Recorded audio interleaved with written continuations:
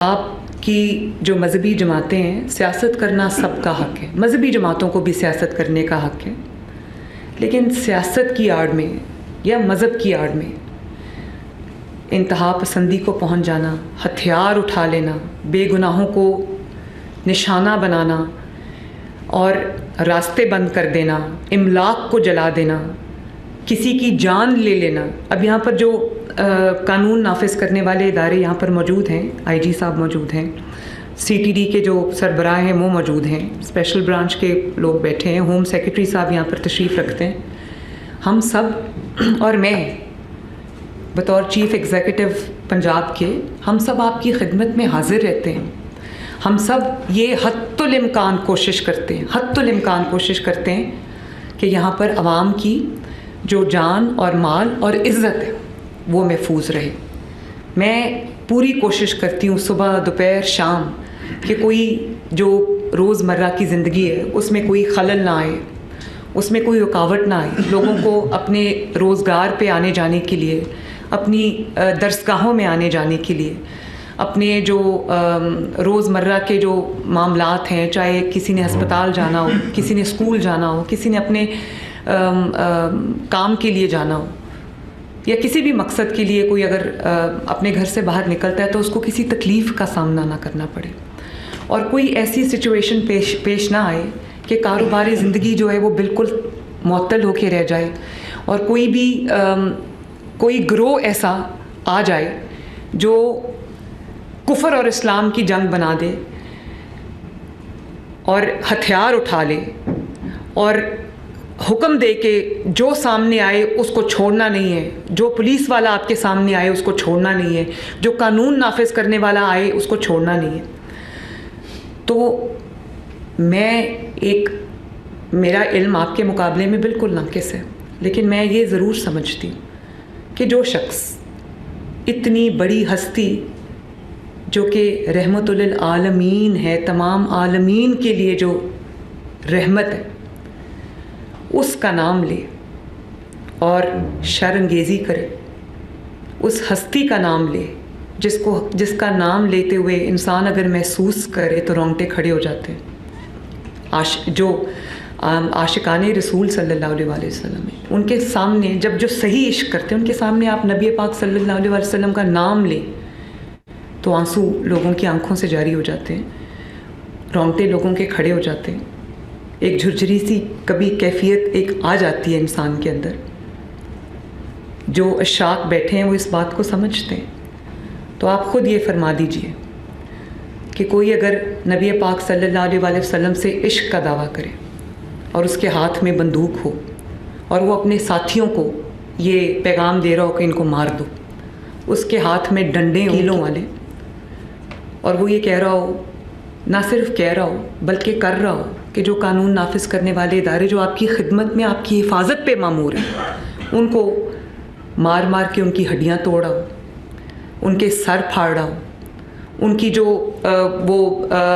खोपड़ियाँ हैं, वो मेरे पास जो तस्वीर हैं आप इमेजिन नहीं कर सकते कि मेरा दिल किस तरह से दुखता है जब मैं देखती हूँ कि वही लोग जो अपनी जान हथेली पे लेके आपकी हिफाजत के लिए, आपके घरों की, आपके महलों की, आपकी सड़कों की, आपके शहरों की हिफाजत के लिए, आपकी इमलाक की हिफाजत के लिए जो आपके सामने खड़े हैं, आप ये हुक्म दे रहे हैं कि उनको जला दो, उनके सर तोड़ दो, उनकी हड्डियाँ तोड़ दो और रास्ता बंद कर दो। नबी पाक सल्लल्लाहु अलैहि वसल्लम तो रास्ते से पत्थर हटाने को इतना बड़ा सवाब का काम कहा है, और आप जानते हैं कि उन्होंने ये भी हुक्म दिया है कि कुछ चीज़ों में मुसलमान और गैर मुसलमान उसकी तफरीक नहीं है। आप सल्लल्लाहु अलैहि वसल्लम ने फरमाया है कि अगर कोई गैर मुस्लिम, कोई मुसलमान, मैं मफ़हूम बता रही हूँ, एग्जैक्ट अल्फाज नहीं है इस वक्त मेरे पास, लेकिन मेरे लिए ये हदीस जो है वो गाइडिंग लाइट है कि कोई ये कहे कि अगर कोई मुसलमान, एक दीनी रियासत है उसमें ज़ाहिर है मुसलमानों की एक मेजॉरिटी है, तो कोई मुसलमान गैर मुस्लिम के साथ जुल्म में इन्वॉल्व होता है या उसकी प्रॉपर्टी पे कब्ज़ा कर लेता है, तो नबी सल्लल्लाहु अलैहि वसल्लम ने फरमाया है कि क़यामत के दिन मैं गैर मुस्लिम की जानिब से जिस पे जुल्म हुआ है या जिसके साथ ज़्यादती की गई, मैं उसकी तरफ से गवाह हूँगा, मैं उसका वकील हूँगा। तो इन्हीं अहकामात की रोशनी में मैं आपसे ये रहनुमाई चाहती हूँ कि बतौर हुक्मरान, जो ये हुक्मरानी अल्लाह ताला ने दी है, ये कुर्सी मुझे अल्लाह ताला ने दी है और ये सदा रहनी भी नहीं है, मैं आपसे ये रहनुमाई चाहती हूँ कि अगर कोई जत्था हथियारों से लेस होकर सड़कों पे आ जाए और कहे कि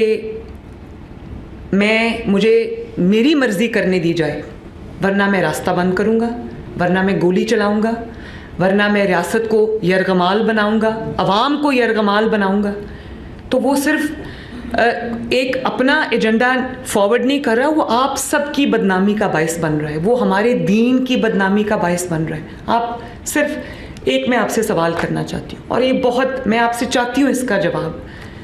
लब्बैक कितना खूबसूरत लफ्ज़ है। जब आप एहराम की हालत में होते हैं तो जब आप कहते हैं लब्बैक अल्लाहुम्मा लब्बैक, तो आप अल्लाह ताला के हुजूर आप ये कहते हैं पाक साफ़ होके कि अल्लाह ताला मैं हाजिर हूँ। लब्बैक का क्या मतलब है? फरमाइए मुझे, लब्बैक का क्या मतलब है जी? कि मैं हाजिर हूँ। तो अब पाकिस्तान में रहते हुए इस मुक़द्दस लफ्ज़ का आपके ज़हन में क्या मतलब आता है? लब्बैक से आपके दिमाग में क्या आता है? एक मज़हबी सियासी दिमाग। और इतना तकरीम वाला लफ्ज़ जो हम एहराम की हालत में हमें पढ़ने का हुक्म है, और ये भी हमें बताया गया है कि अल्लाह ताला को एहराम की हालत में, चाहे आप वो उम्रे के लिए जा रहे हो या हज के इरादे से जा रहे हो, मिकात के वक्त जब आप एहराम में उसके मकाम पे जब आप एहराम पहनते हैं, तो अल्लाह ताला को उस हालत में आपकी ज़बान से कोई कलमा इससे ज़्यादा जो महबूब नहीं है। हम पढ़ते हैं जब हम जाते हैं एहराम की हालत में, तो वो दिल पे लगता है जाके वो लफ्ज़ लब्बैक। यकीन माने उसका जिस तरह कभी आप अल्लाह अकबर कहें अपनी किसी कैफियत में, वो ऐसे दिल पे लगता है जाके। इसी तरह लब्बैक का लफ्ज़ एहराम की हालत में क्या है? और जब आप अज़ान का जवाब देते हैं जिसके लिए अल्लाह ताला ने कई लाख नेकियां रखी हैं, तो जब आप हय्या अलस सलाह हय्या अलल फलाह कहते हैं, तो आप दिल में आपको क्या कहने का हुक्म है? लब्बैक कहने का हुक्म है कि अल्लाह ताला मैं हाजिर हूँ। तो आप सोचें कि इस लब्बैक लफ्ज़ को जब आप छोड़ दें, क्या आप लब्बैक के बारे में सोचें, आपके ज़हन में पहला ख्याल क्या आएगा? आपके ज़हन में पहला ख्याल जो आएगा वही मेरा मकसद है आज की बात करने का। और मैं आप सब से ये हाथ जोड़ के रिक्वेस्ट करना चाहती हूँ, आपकी बेटी के तौर पे, आपकी बहन के तौर पे, कि अपने आप को, अब देखें जमात इस्लामी के साथ मेरा इख्तलाफ हो सकता है, सियासी इख्तलाफ, जो JUIF है या और भी जितनी भी मजहबी जमातें हैं, मेरा सियासी तौर पे मैं उनसे एग्री करती हूँ या ना करती हूँ। आप भी मुफ्ती मुनीबुर रहमान साहब, इनको भी मैंने पूछा, मैंने कहा कि कभी आप जितने हजरात बैठे हैं यहाँ पर, अहले तशी के लोग भी शामिल हैं, और बहुत एक मुहर्रम में एक एक्सटेंसिव एक एक्सरसाइज होती है, मैंने आज तक नहीं देखा कि किसी ने कोई कीलों वाला डंडा आप हजरात में से किसी ने उठाया हो। रागिब नईमी साहब यहाँ पर मौजूद हैं, या किसी ने ये कहा हो, आज तक मैंने आप हजरात की ज़बान से मिंबर पे खड़े होके मैंने कभी ये सुना ही नहीं किसी से कि कोई ये कहता हो इसको मार दो, इसको जला दो, रास्ता रोक दो। और देखें किस लिए? गज़ा के लिए। हम सब मुसलमान हैं, हमारा और दिल जो है वो गज़ा के फ़लस्तीन के मुसलमानों के लिए धड़कता भी है, दुखता भी है। और मुझे जो उम्मत मुस्लिमा की जो जितने भी पावर्स हैं इस वक्त, इन्फ्लुएंशियल लोग हैं, हम समेत, मुझे शिकवा है अपने आप से भी कि हम वो तवाना आवाज़ नहीं बन सकते या बन सक रहे जो हमें बनना चाहिए, कि जिस तरह वो सब इकट्ठे हो जाते हैं जालिम जो हैं, और फ़लस्तीन में जो जिस किस्म के मनाजिर हम सोशल मीडिया पे जो वीडियोज़ आती हैं, जिस किस्म के हम मैं ऑनेस्टली वो शायद क़यामत है उन लोगों के ऊपर गुज़रती है। लेकिन जब एक हल दुनिया के सामने आया और गज़ा के फ़लस्तीन के मुसलमानों ने जब उसको ना सिर्फ सेलिब्रेट किया बल्कि खुशी मनाई कि उनके ऊपर जो जुल्म की एक दास्तान थी वो उनको लगा कि अब हमें रिलीफ मिलेगी। वो खुशी मना रहे थे, दुनिया शुक्र अदा कर रही थी कि कुछ भी हुआ, कम से कम कोई मामला जो है वो सुलझने की तरफ जाने लगा है, या कम से कम उनके ऊपर जो डेली जो मजालिम होते हैं वो बंद होंगे, जो ह्यूमन राइट्स की वहाँ पे वायलेशंस होती हैं वो कम से कम बंद होंगी, बच्चे वहाँ शहीद नहीं हो रहे होंगे, ख़वातीन और मर्द वहाँ शहीद नहीं हो रहे होंगे, या लोग भूखे कम से कम नहीं मर रहे होंगे। तो हम ये खुश हुए, तमाम मुसलमानों को खुशी हुई और एक उम्मीद की किरण जागी कि शायद इंशाअल्लाह ताला बेहतरी के अब कोई आसार नज़र आएंगे। तो जब फ़लस्तीन में लोग खुशी मना रहे थे, यहाँ पर ऐलान किया गया कि हम इस्लामाबाद पे चढ़ाई करेंगे फ़लस्तीनियों के लिए जो खुशी मना रहे थे। तो मुझे ये बताइए कि क्या ये आप जेन्युइनली ये समझते हैं कि फ़लस्तीनियों के लिए वो मुज़ाहरा किया गया था या मुज़ाहरा प्लान किया गया था? और हमने तो इतना बड़ा ये हंगामा चला, मैंने एक बार आप सब मुझे गवाही इसकी देंगे, हो सकता है मैं गलत हूँ, एक बार मैंने किसी उस शरपसंद जमात के एक शख्स से भी फ़लस्तीन के बारे में एक जुमला नहीं सुना। अगर सुना तो यही सुना कि मार दो, यही सुना कि इनको छोड़ना ना, इनको घरों में जाने ना देना, यही सुना। या और जो नज़र आया वो क्या आया कि जो आपके कानून नाफिज करने वाले इदारे हैं, पुलिस और रेंजर्स, उनको पॉइंट ब्लैंक रेंज से गोली मारी गई।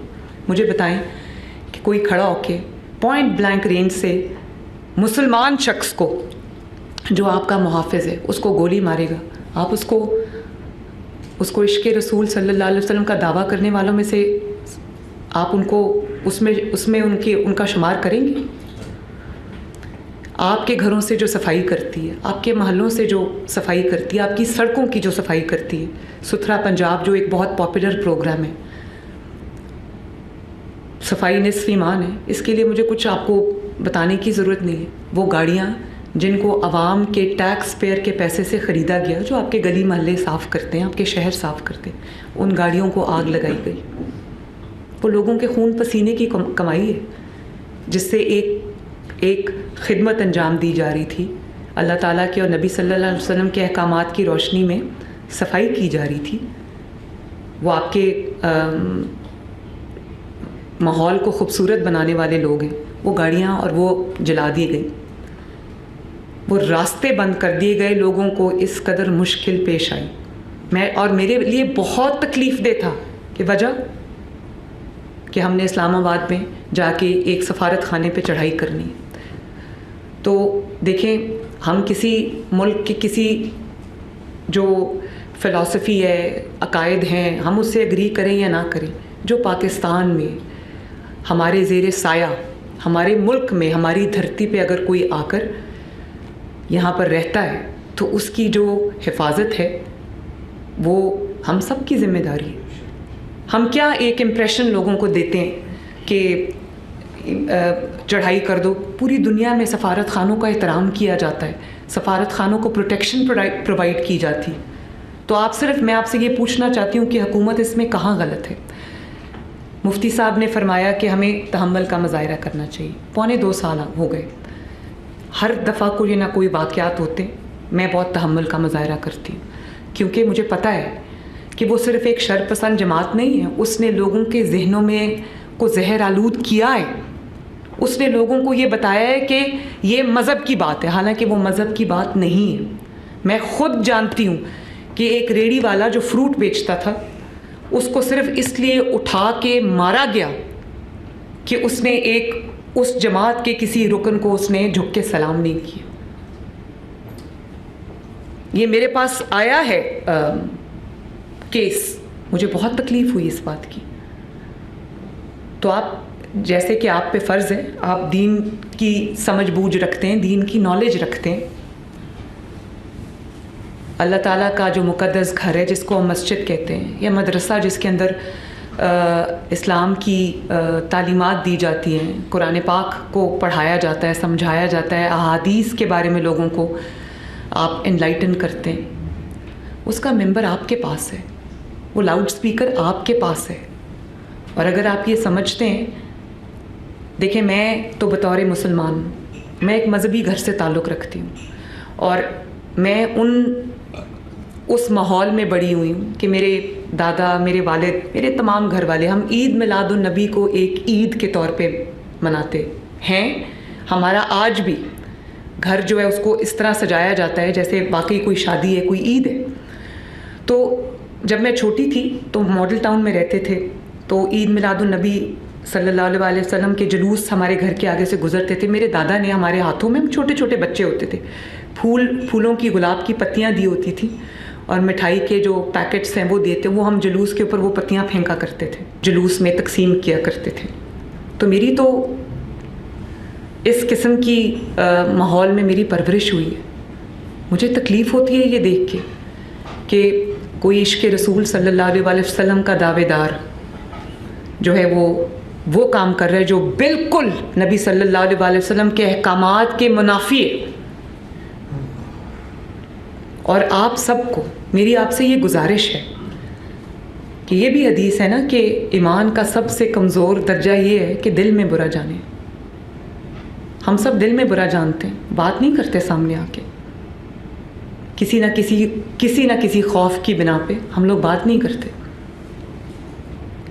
ये बात की जानी चाहिए। आप अपने आप को, तमाम मजहबी जमातों को उससे अपने आप को अलहदा करना है, और उनके जो फॉलोअर्स हैं, जिसके अंदर बहुत कोई इनोसेंट लोग भी हैं जो दीन की मोहब्बत में एनालाइज किए बगैर एक भेड़ चाल के पीछे चल पड़ते हैं, उनको सही रास्ते पे लाना, उनको दीन का असल रूह समझाना, उनको इश्क़ नबी सल्लल्लाहु अलैहि वसल्लम की असल रूह समझाना, ये आप सबका फरीज़ा है। लोगों की जो एक फ़िक्री इस्लाह है वो भी आपका मजहबी फ़रीज़ा है। और इसी तरह आपके जान की, आपके माल की, आपकी इमलाक की, आपकी इज़्ज़त की, आपकी नामूस की हिफाजत बतौर वज़ीर आला मेरी ज़िम्मेदारी है, मेरी मजहबी ज़िम्मेदारी, जिसके बारे में मैं अल्लाह ताला को जवाब दे हूँ। और इतना झूठ कि आपने शायद वो वीडियोस देखी होंगी कि कैश के बंडल्स निकल रहे हैं दफातर में से, वो असला बरामद हुआ रेड्स के दौरान, जो असला शायद लॉ इन्फोर्समेंट एजेंसीज़ के पास भी नहीं। मैं आपसे पूछना चाहती हूँ कि आप में से कितने ऐसे उलमाए कराम हैं जिनके मदारिस में, जिनकी मसाजिद में वो असला कहीं से निकल आता है या असला रखा हुआ है आपने, जो अपने हिफाजत पे मामूर जो सिक्योरिटी गार्ड्स रखे हुए हैं, उनके पास जो लाइसेंस वाला असला है। ये असला किस लिए इस्तेमाल होता है? आप भी जानते हैं, ये असला इस्तेमाल होता है रियासत के ख़िलाफ़। ये असला इस्तेमाल होता है कौम के अंदर, आवाम के अंदर खौफ व हरास की कैफियत फैलाने के लिए। ये असला इस्तेमाल होता है पुलिस के और रेंजर्स के जो लोग हैं उनकी सीनों पे चलाने के लिए। एक SHO हमारा शहीद हुआ है, बहुत बहादुर बच्चा था, पॉइंट ब्लैंक रेंज से उसके सीने में गोली मारी, उसके 2 छोटे छोटे बच्चे। तो मुझे पता है कि आप लोग इस चीज़ को अच्छा नहीं समझते और आप इस चीज़ को, इसकी मजम्मत करते हैं, मैं जानती हूँ, लेकिन सिर्फ मजम्मत करना काफ़ी नहीं है। आप एक उसको अपने, क्योंकि जब हम दीनी जमातें अगर दरमियानी बात करेंगी, दरमियानी बात जो कि शायद मैं समझती हूँ मजबूरी भी होती है कई बार करनी, सियासी लोगों की भी मजबूरी होती है दरमियानी बात करना। जब आप दरमियानी बात करेंगे तो लोगों के दिमाग में शकूक और शबाहत जो है वो जन्म लेंगे। लोगों को क्लैरिटी के साथ नहीं पता चलेगा कि कौन दीन को रिप्रेजेंट करता है और कौन दीन की आड़ में जो है वो अपने जो मज़मूम मकासद हैं उनको आगे बढ़ा रहा है। फितने की निशानदेही करना। और आपने बिल्कुल सही कहा कि जब एक सियासी जमात हथियार उठाती है तो वो सियासी जमात नहीं रहती। जब मजहबी जमात हथियार उठाती है वो मजहबी जमात नहीं रहती, वो तशद्दुद पसंद जमात हो जाती है। और मैं आपको यहाँ पर PTI की मिसाल देना चाहती हूँ कि जब तक वो सियासी जंग लड़ते रहे उनको किसी ने कुछ नहीं कहा, उन्होंने हज़ारों जलसे किए, उनको किसी ने उंगली भी नहीं लगाई। जिस दिन उन्होंने रियासत के ख़िलाफ़ हथियार उठा लिया, जिस दिन उन्होंने हथियार इस्तेमाल किए, गोलियां चलाईं, इमलाक को जलाया, रियासत की और आवाम की इमलाक को जलाया, और उन्होंने वो रवैया इख्तियार कर लिया जिससे वो सियासी जमात की कैटेगरी से बाहर निकल गई, उस दिन से उनका ज़वाल शुरू। उसके लिए वो किसी को जो ब्लेम नहीं कर सकते। किसी को उसका इल्ज़ाम नहीं दे सकते, उसके ज़िम्मेदार वो खुद हैं।